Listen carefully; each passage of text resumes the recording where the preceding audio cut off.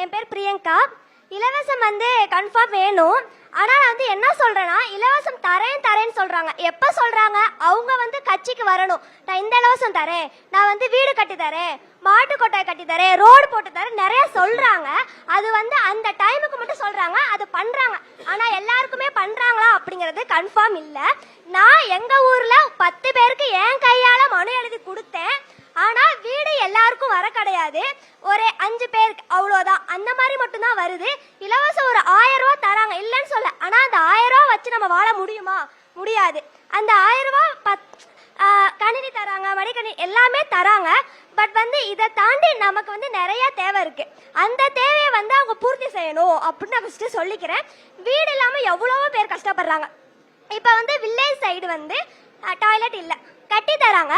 அது எப்படின்னா நல்லா யூஸ் பண்ற மாதிரிலாம் கட்டி தர மாட்டேங்கிறாங்க. சும்மா கட்டி தரணும் அப்படிங்கிறதுக்காக கட்டி தராங்க. அது மாதிரிலாம் இல்லாம யூஸ்ஃபுல்லா பண்ற மாதிரி. இப்ப வீடு கட்டுறாங்க அப்படின்னா 1 லட்சம் 2 லட்சம் அந்த வச்சு நம்மளால வீடு கட்ட முடியாது. இப்ப எல்லா இதுவுமே ரேட் எங்கேயோ இருக்கு.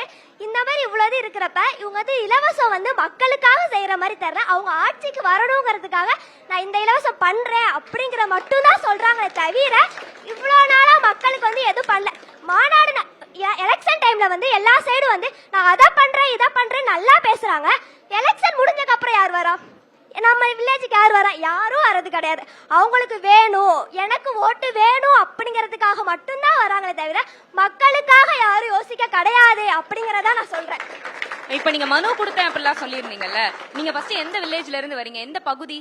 நான் குளித்தலை, கரூர் சைடு, நல்லூருங்கிற ஒரு ஊரு. எங்க அப்பா கட்சியில இருக்காங்க. எங்க ஊர்ல 10 பேர் வீடு, இந்த மாதிரி மாடு எல்லாம் நிறைய இருக்கு.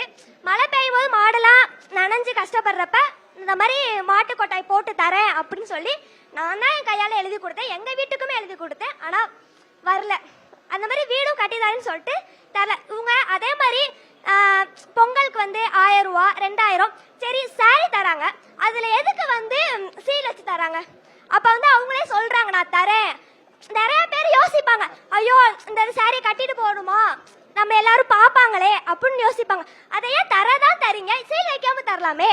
அப்படி தந்தா எல்லாருமே சந்தோஷமா கட்டிக்குவாங்க. சரி தராங்க, வேஷ்டி தராங்க. எப்படி தராங்க? கட்ட முடியாது. சும்மா நூல் மாதிரி அந்த வேஷ்டி வச்சு என்ன பண்ண முடியும்? எங்க அக்கா பொண்ணுக்கு சும்மா படுக்க வைக்கிறதுக்காக கீழே யூஸ் பண்ணிட்டு இருக்கோம். குடுக்கறத நல்லா குடுக்கணும். உங்களுடைய கோரிக்கை எல்லாமே ஆட்சியாளர்கள் பார்த்துட்டு தான் இருப்பாங்க. நியூஸ் தமிழ் மூலியமா உங்களுக்கு கண்டிப்பா ஒரு ஆட்சியாளர்கள் பாக்குறாங்கன்னா அதுக்கான தீர்வு கண்டிப்பா கிடைக்கும். ரொம்ப நல்லா பேசுனீங்க, ரொம்ப நிறைய விஷயங்கள் பேசுறீங்க. மக்கள் என்ன நினைக்கிறாங்க அப்படிங்கறத நீங்க வெளிப்படுத்திருக்கீங்க. எங்களுக்கு சேலை கொடுக்குறீங்க, வீடு கட்டி தரீங்க, அதெல்லாம் இன்னும் கொஞ்சம் குவாலிட்டியா வேணும், சேலைகள்ல முத்திரை இல்லாம கொடுக்கணும் அப்படிங்கிற விஷயத்தையும் நீங்க பதிவு பண்ணிருக்கீங்க. ஆட்சியாளர்கள் அதை பார்த்துட்டு இருக்காங்க. வரக்கூடிய ஆட்சியாளர்கள் இதுல இருந்து பாடம் கத்துக்கிட்டு அல்லது அது நல்ல சஜஷனா இருந்தா அதை எடுத்துப்பாங்க அப்படின்னு நம்ம நம்பலாம். அதுல முத்திரை போடுறாங்க, அதுக்கு ஒரு காரணம் இருக்கு. வெளியில கொண்டு போய் யாராவது கள்ள மார்க்கெட்ல வித்துருவாங்க அப்படிங்கிற விஷயமும் இருக்கு. அதுக்காக தான் பண்றாங்க. யாரையும் கொச்சைப்படுத்தணுன்ற எண்ணம் யாருக்கும் இருக்காது. இல்ல, 2 பக்கம் இருக்கிறதையும் நம்ம சொல்லிடுறோம். உங்களுடைய கோரிக்கை அப்படி இருக்குங்கிறதையும் பதிவு பண்ணிட்டோம். பட் ஏன் அப்படி பண்றாங்க அப்படிங்கறதையும் நம்ம இந்த நிகழ்ச்சியின் மூலமா தெரியப்படுத்திடுறோம். சரிங்களா?